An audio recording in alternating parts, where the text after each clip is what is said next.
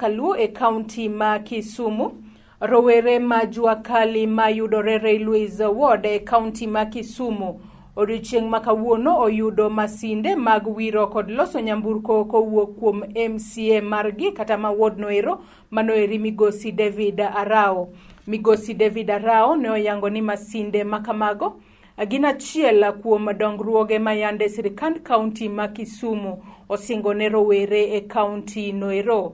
E kindego mane opogo masinde ne grube 5 matiyo e sekta mar Juakali e boma ma Kisumu, Migosi Arao bende oyango ni masinde goeko ne igeto godo grube 14, to kata kamano gichiwo gi ne grube 5 kaluwore kod chike mag kedo kod tuo mar COVID-19 ma bende ok oyienegi mondo mi gigudre mondo mi ji mang'eny ochokre kumoro achiel.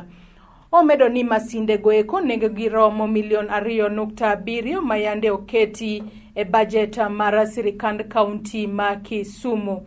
To komachielo rowere mane oyudo masinde goeko ne ochiwo puoch kaachiel kod paka ne MCA noero kagiwacho ni mago gin achiel kuom dongruoge ma bende gisebedo kagiyudo kuom jatelo noero nyaka ne odonja yanga e apisi.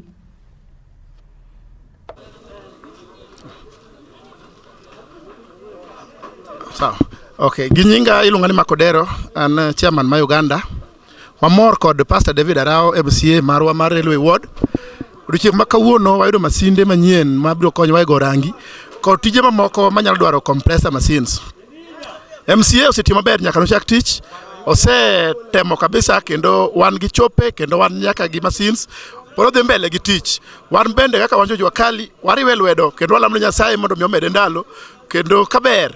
To ochako oriar lwete malach. Wagone gavana bendero kamano kuom chung' kode achiel waseneno ber mang'eny. Omiyo odiochieng' ma kawuono odiochieng' makende momiyo MCA marwa kod gavana erokamano maduong' ahinya nikech oparowa kaka Juakali. Rem manyocha wan go sani koro wadhi loyo. Ka kamano ago erokamano en odiochieng' maber mondo Nyasaye orito wadu. Treasurer mar Kisumu Center Juakali Artisans Sasaol. Adwana wuoye development ma okelowa kaka kawuono. Adwana go erokamano ne area member of parliament Pastor David Arao and county government of Kisumu at large kuom maendeleo magikelonwa kawuono. Masindegi noketgi last financial year kane wadhi e public participation ni mondo konywa nikech machine nwadwaro nikech walak gik manyalo go gari rangi, machine mane go gari rangi e various groups. Okelgi 14 in total, wan gi 14 groups. Kawuono opog grube 5, which means grube 9 odong'.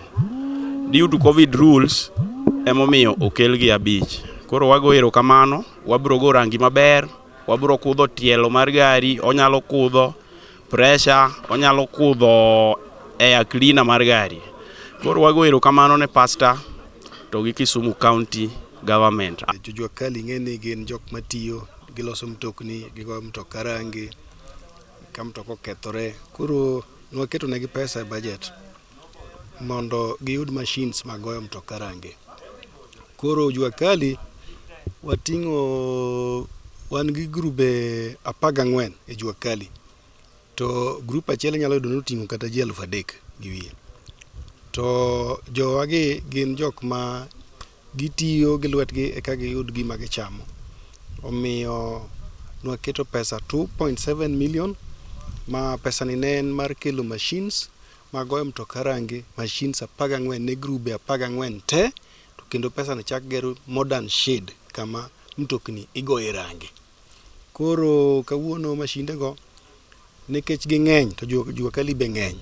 Akawa 5 kende ma wamiyo jo grube 5 to modong' wabiro pogo kendo 2 kamano mondo giyud te nikech wach mar corona.